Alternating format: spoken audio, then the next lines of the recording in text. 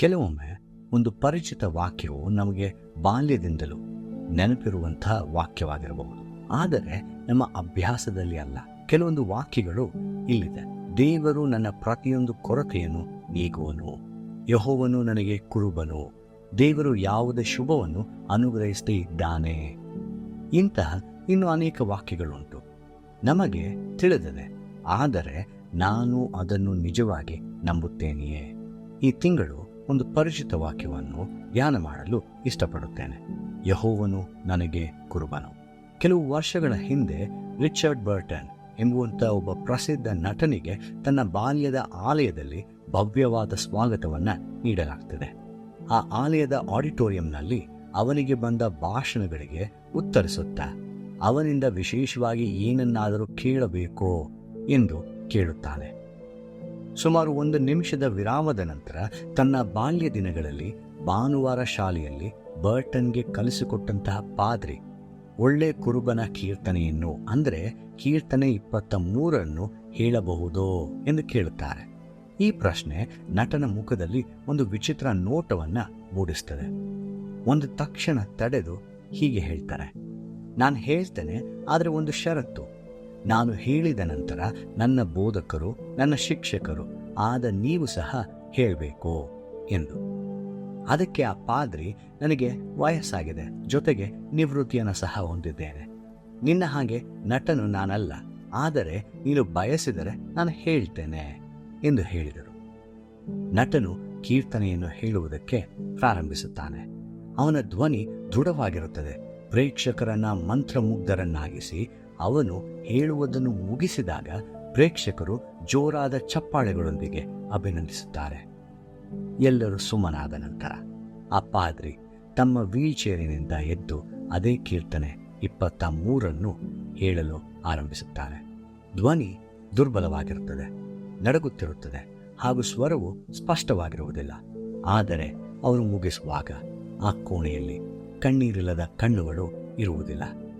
ನಟನು ಎದ್ದು ನಿಂತು ಮುಚ್ಚಿದ ಧ್ವನಿಯಲ್ಲಿ, ಮಹಿಳೆಯರೇ, ಮಹನೀಯರೇ, ನಾನು ನಿಮ್ಮ ಕಿವಿ ಕಣ್ಣುಗಳನ್ನು ಮುಟ್ಟಿದೆ, ಆದರೆ ನನ್ನ ಬೋಧಕರು ನಿಮ್ಮ ಹೃದಯಗಳನ್ನು ಮುಟ್ಟಿದ್ದಾರೆ ಎಂದು ಹೇಳುತ್ತಾನೆ.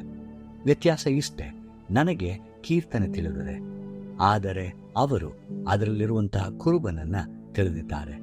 ನಿಮಗೆ ಕೇವಲ ಕೀರ್ತನೆ ತಿಳಿದಿದೆಯೇ ಅಥವಾ ಅದರಲ್ಲಿರುವ ಕುರುಬನನ್ನು ತಿಳಿದಿದ್ದೀರಾ?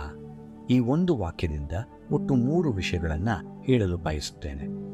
ಇದರ ಮೂಲಕ ನೀವು ಸಹ ಈ ಕುರುಬನನ್ನು ತಿಳಿದಿದ್ದೇನೆ ಎಂದು ಹೇಳಬಹುದು. 3 ಸಂಗತಿಗಳು. ಮೊದಲನೆಯದು, ಸುರಕ್ಷಿತವಾದ ಒಂದು ಸಂಬಂಧ. ಬೇರೆ ಯಾವ ಸಂಬಂಧವೂ ಈ ಸಂಬಂಧಕ್ಕಿಂತ ಸುರಕ್ಷಿತವಾಗಿರಲು ಸಾಧ್ಯವಿಲ್ಲ, ಹಾಗೂ ಯಾವುದೇ ಸಂಗತಿಯು ಈ ಸಂಬಂಧದಿಂದ ನಿಮ್ಮನ್ನು ಬೇರ್ಪಡಿಸಲು ಸಾಧ್ಯವಿಲ್ಲ. ಸತ್ಯವೇದವು ಹೀಗೆ ಹೇಳುತ್ತದೆ, ರೋಮಾಪುರ 8:35, ಕ್ರಿಸ್ತನ ಪ್ರೀತಿಯಿಂದ ನಮ್ಮನ್ನು ಅಗಲಿಸುವವರು ಯಾರು? ಕಷ್ಟವೋ, ಸಂಕಟವೋ, ಹಿಂಸೆಯೋ, ಅನ್ನವಿಲ್ಲದಿರುವುದು, ವಸ್ತ್ರವಿಲ್ಲದಿರುವುದು, ಗಂಡಾಂತರವೋ, ಖಡ್ಗವೋ? ಬಹುಶಃ ನೀವು ಎಲ್ಲ ಬಯಕೆಯನ್ನು ತೊರೆದು ಯಾರನ್ನು ನಂಬದೇ ಇರುವಂತಹ ಪರಿಸ್ಥಿತಿಯಲ್ಲಿರಬಹುದು. ಅದಕ್ಕೆ ಕಾರಣವೂ ಇರಬಹುದು. ನೀವು ಎಂದಾದರೂ ನಿಮ್ಮ ಜೀವಿತದ ಹತೋಟಿಯನ್ನು ಯೇಸುಕ್ರಿಸ್ತನಿಗೆ ನೀಡಲು ಪ್ರಯತ್ನಿಸಿದ್ದೀರಾ? ನಿಮಗೆ ಎಂದಿಗೂ ನಿರಾಶೆಯಾಗುವುದಿಲ್ಲ. ಪ್ರಯತ್ನಿಸಿ, ನಿಮ್ಮನ್ನು ತೊರೆಯುವುದಿಲ್ಲ ಹಾಗೂ ಕೈ ಬಿಡುವುದಿಲ್ಲ. ಅದು ಸುರಕ್ಷಿತವಾದಂಥ ಸಂಬಂಧ. ಎರಡನೆಯದಾಗಿ, ಅದು ಸಂತೃಪ್ತತೆಯನ್ನು ನೀಡುವ ಸಂಬಂಧ. ಮಾನವ ಸಂಬಂಧಗಳಲ್ಲಿ ಯಾವಾಗಲೂ ನನಗೆ ಅದರಿಂದ ಏನು ಲಾಭ, ಮತ್ತೊಬ್ಬರಿಗೆ ಇದರಿಂದ ಪ್ರಯೋಜನವೇನು ಅನ್ನುವ ಭಾವನೆಗಳು. ಸಂಬಂಧಗಳಲ್ಲಿ ಸಂತೃಪ್ತತೆ ಇಲ್ಲದೆ ಹೋದರೆ ಹಾಗೂ ನಮ್ಮ ಅಗತ್ಯತೆ ಪೂರೈಸಲ್ಪಡದಿದ್ದರೆ ಆ ಸಂಬಂಧಗಳಿಂದ ಹೊರಬರ್ತೇವೆ. ಸಂಬಂಧಗಳು ಬಹಳ ದುರ್ಬಲ. ದಾವೀದನು ಯೆಹೋವನು ನನಗೆ ಕುರುಬನು ಎಂದು ಹೇಳುವಾಗ ಆತನು ನನ್ನ ಅಗತ್ಯತೆಗಳನ್ನೆಲ್ಲ ಸಂಧಿಸಿದ್ದಾನೆ ಹಾಗೂ ಯಾವುದೇ ಕೊರತೆಯು ನನಗಿಲ್ಲವೆಂದು ಹೇಳುತ್ತಾನೆ. ಆತನು ನನ್ನ ಪ್ರತಿ ಅಗತ್ಯತೆಯನ್ನು ಪೂರೈಸುತ್ತಾನೆ. ನನ್ನ ಅಗತ್ಯತೆಯನ್ನು ಪೂರೈಸಲು ಬೇರೆ ಯಾವುದನ್ನು ಹಾಗೂ ಬೇರೆ ಯಾರನ್ನು ಹುಡುಕುವಂಥ ಅವಶ್ಯಕತೆ ಇಲ್ಲ. ಯೇಸು ಕ್ರಿಸ್ತನೇ ನನಗೆ ಸರ್ವವು. ಎಷ್ಟು ಸುಂದರವಾಗಿದೆಯಲ್ಲವೇ? ಯೆಹೋವನು ನನಗೆ ಕುರುಬನು, ಅಷ್ಟು ಸಾಕಲ್ಲವೇ? ಸುರಕ್ಷಿತವಾದ ಆ ಸಂಬಂಧದಲ್ಲಿ ಸಂತೃಪ್ತತೆಯನ್ನು ನೀಡುವ ಆ ಸಂಬಂಧ. ಮೂರನೆಯದಾಗಿ ಇಲ್ಲಿ ಕಾಣುವಂಥದ್ದು ಪರಿಶುದ್ಧವಾದಂತಹ ಆ ಸಂಬಂಧ. ಕರ್ತನು, ಹೌದು, ಕುರುಬನಾದ ಕರ್ತನು, ನಿನ್ನ ಪಾದಗಳನ್ನು ಎಂದಿಗೂ ಕದಲಗೊಳಿಸದಿರುವ ಕರ್ತನು, ನಿಮ್ಮನ್ನು ಎಂದಿಗೂ ನಾಶನಕ್ಕೆ ನಡೆಸುವುದಿಲ್ಲ. ಆತನು ಯಾವಾಗಲೂ ನಿಮಗಾಗಿ ಉತ್ತಮ ಯೋಜನೆಯನ್ನು ಹೊಂದಿರುತ್ತಾನೆ. ಯೆಹೋವನು ಕುರುಬನಾಗಿರುವ ಕಾರಣ ಅದು ಪರಿಶುದ್ಧವಾಗಿರ್ತದೆ. ಎಂತಹ ಸಮಾಧಾನವನ್ನು ನೀಡುವ ಆಲೋಚನೆ.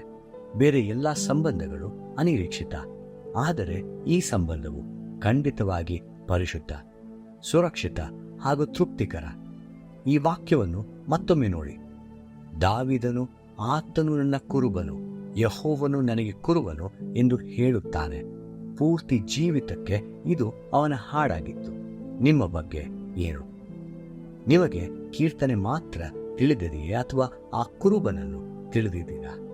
ಕೇವಲ ಕಂಠಪಾಠ ಮಾಡಬೇಡಿ, ಬದಲಾಗಿ ಆ ವಾಕ್ಯವನ್ನು ನಿಮ್ಮ ನಂಬಿಕೆಯ ಹಾದಿಯ ಭಾಗವನ್ನಾಗಿಸಿ. ಈ ತಿಂಗಳು ನಿಮ್ಮ ಕುರುಬನೊಂದಿಗೆ ಸಂತೋಷದಿಂದ ನಡೆಯುವ ತಿಂಗಳಾಗಲಿ. ಈ ವಾಕ್ಯವನ್ನು ನಿಮ್ಮ ಜೀವಿತದ ಭಾಗವಾಗಿಸಿ ಹಾಗೂ ನೀವು ಸಹ, ಹೌದು, ನಾನು ಸುರಕ್ಷಿತವಾಗಿರುವ ಆ ಸಂಬಂಧದಲ್ಲಿದ್ದೇನೆ, ಸಂತೃಪ್ತಿಯನ್ನು ನೀಡುವ ಆ ಸಂಬಂಧ ಪರಿಶುದ್ಧವಾದಂತಹ ಸಂಬಂಧ ಎಂದು ಹೇಳಬಹುದು. ಶುಭ ತಿಂಗಳು. ದೇವರು ನಿಮ್ಮನ್ನು ಆಶೀರ್ವದಿಸಲಿ.